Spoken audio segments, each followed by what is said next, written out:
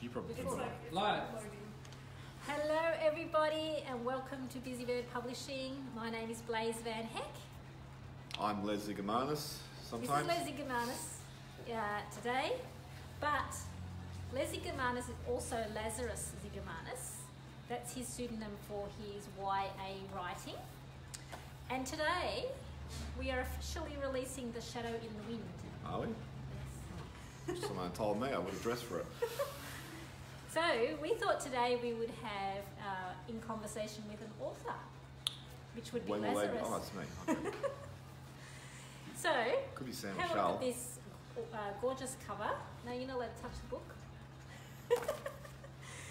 I'm going to ask Les a few questions about this book. I think you're probably better off asking Lazarus. Well, Lazarus, sorry.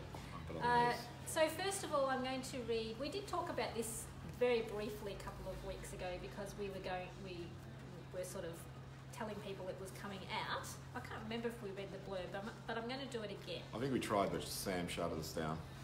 At 6, almost 7, Keen can't understand what's wrong with Mum.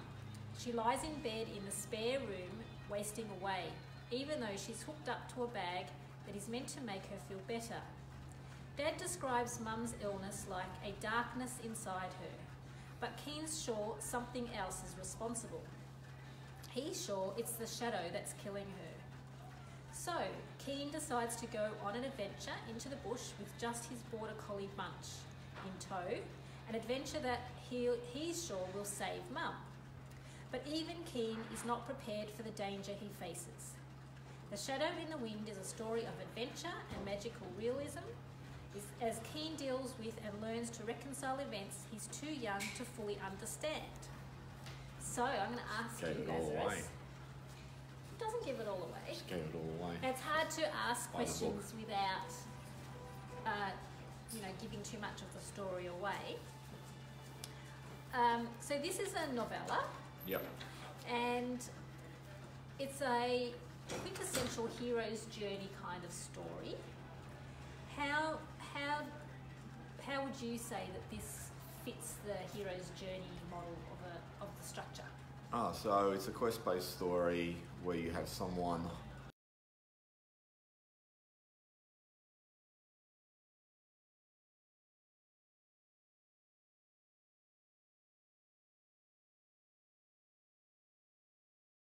illness, and Keen doesn't actually understand that because he's only 6, so he really doesn't grasp what illness might be, and he believes there's going to be a magical solution for that illness. And would you say that in general a hero's journey is something where the character is kind of like thrown into this adventure not against their will, but In most stories, you'd have the character's life, their status quo disrupted, and from there they then need to go outside whatever their comfort zone is to pursue something that they usually wouldn't have considered, as part of their everyday life. Yeah. So, how, just the hero's journey itself, for anyone who is writing, how, are there certain things that you should think about in terms of that kind of structure? I really think it's just a case of, every story asks the question, what does your character want? What does your main character want? And Keen wants to cure his mum, or heal his mum.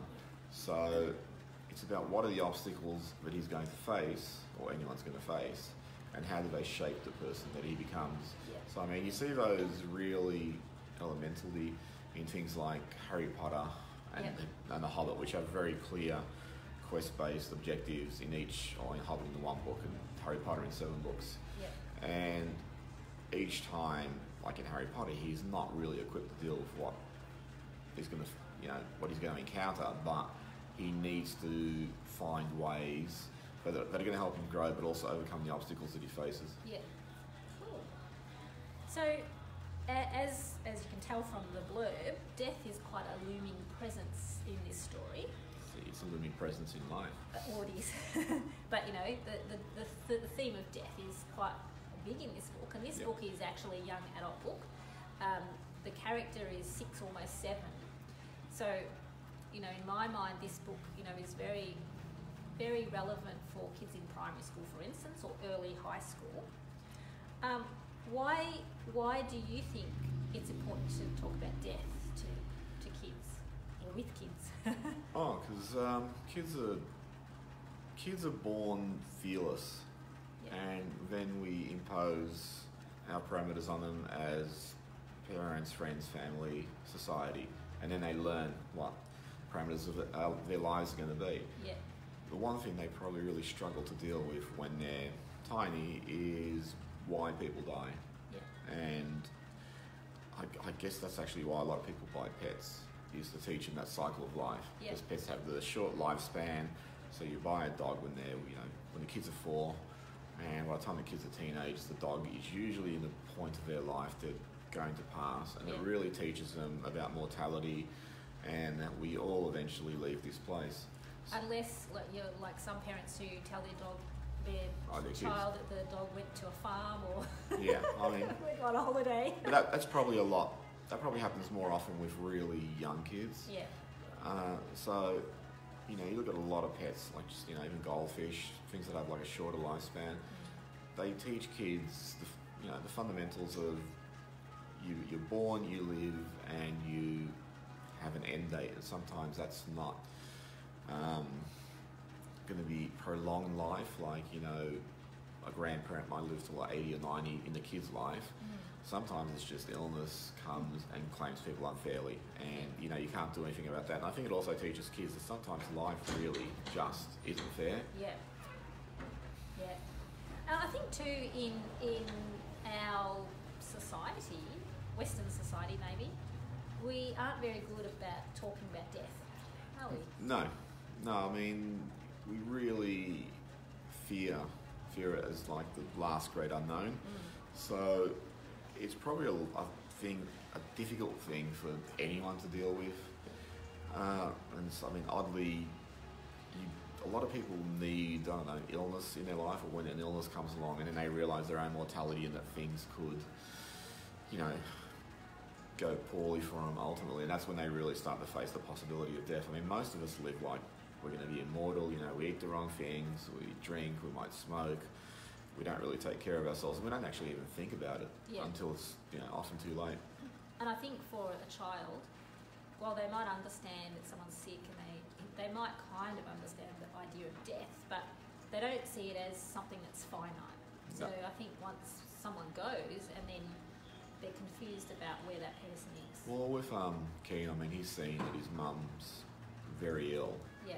So he's really struggling to understand why she's not recovering, why she's not getting better, and his father's tried to explain it to him, and he just, because he's too young to grasp it. Yeah. And I mean, this story, when I originally wrote it, it was a lot of people in my life who were going through cancer. Yeah. So I was really surrounded on it. And some way too young to be. All of them way too young. I mean, dying. My poor sister-in-law, she had cancer, and a good friend's father had leukemia, and another good friend's partner had a rare form of cancer. They were all at the same time, and they all, unfortunately, passed away within about 3 weeks of one another. Yeah. So it was really omnipresent that, the inevitability of life and death. Yeah. Now, on the blurb, it talks about magic realism.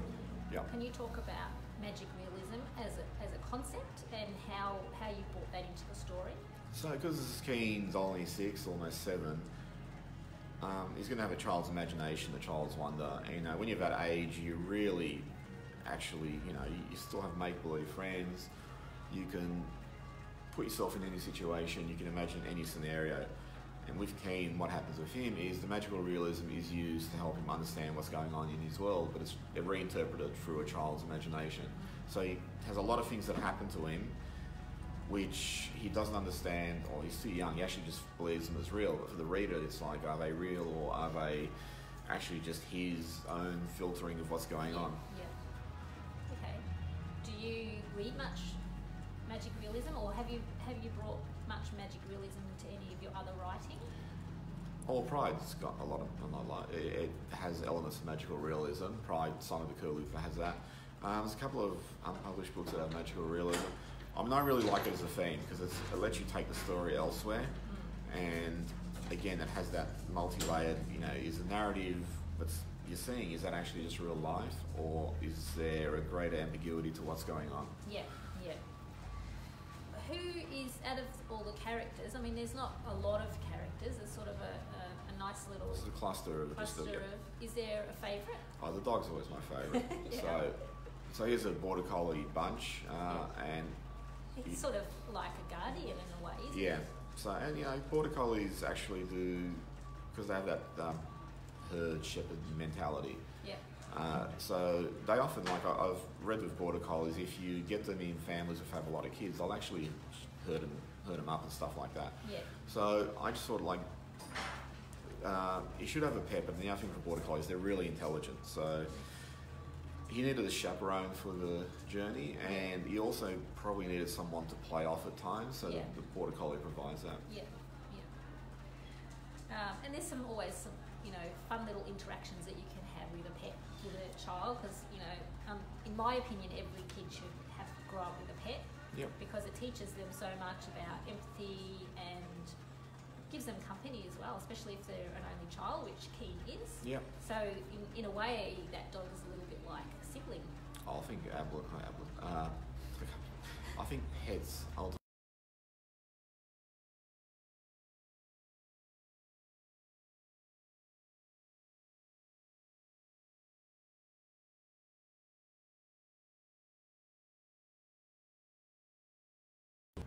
get elevated from that status of pet to, you know, another family member. And you see so many people own pets which pass away.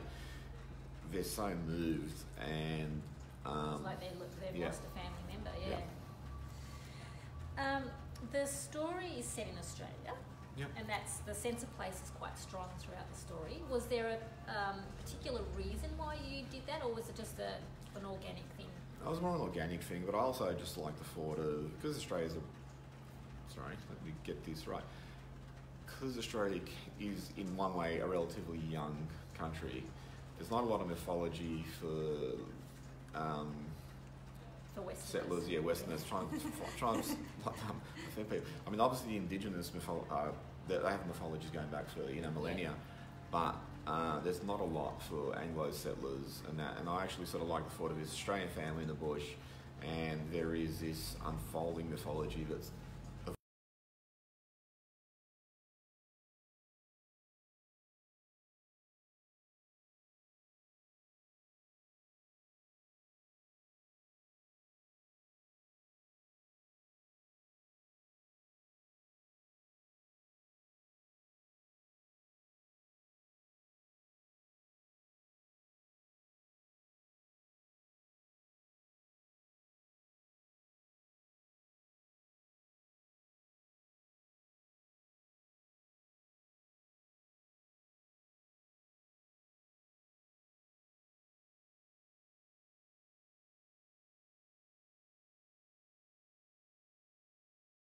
he grows up, I want the writing itself to appeal to sort of older readers. Yeah. You know, it's like the Harry Potter series. He started as a little kid, and it probably was almost strictly a children's book. Yeah. But as it went on, it really became like an adult story. Yeah. So while it's 6 years, how long before you release? Have you written the next one, or is No, I got to ask my boss for time off. She's really difficult and, you know, unforgiving, and no, seriously, it's just time factor. So I'd like to just sort of... But you have the story already up in your head? I have the framework of it. And I sort of know what's going to happen. And when I was revising this, I laid a few more seeds as to where it's going to go, who's going to be in it. But I never really know how a story's going to unfold until I actually write it. Yeah. So I have a vague idea about what I want to do, but it might evolve in a totally different direction as that did. So this might come out, the next one might be next year? Yeah, well, I hope that, yep. Yeah, okay. So The Shadow in the Wind by Lazaros Zigomanis is published by Pinion Press, which is an imprint of Busybird Publishing. And it is out officially today, so you can actually get it on our website, and it will be available in bookshops and online booksellers as well. So thanks for that little chat about your book, Lazarus. Fortunate I haven't been in today. Jessie August says, congrats, Les. Oh, say to Jessie, thanks. Thank you, Jessie. Now, before we go, we might just give a bit of an update for people of what's on at Busybird. I'm losing my voice. Why? I don't know. Sam's fault? Sam's fault. Everything's Sam's fault. Everything is the intern's fault. So we have our 2-day book camp coming up on the 27th and 28th of April. We have extended the early bird, I think, till the 14th. Is that right? Was that this weekend? What's the date today? I don't even know what the date today is. A few more days. So $450 is the early bird price. We will be talking about how to plan a book, how to write it, how to publish it, and how to market it. There are a couple of spots, not many, but there are a couple of spots left. So book in on our website for that. And next week, we will officially launch in person rather than online, The Shadow in the Wind. I'm in person today. You are in person, but you know, there will be people in the room. There's Although there are people in the room here now. Fix this. So next Wednesday is our open mic night. Here I thought it was next Wednesday. It is next Wednesday. Okay. Not today, but next Wednesday at 7 p.m. So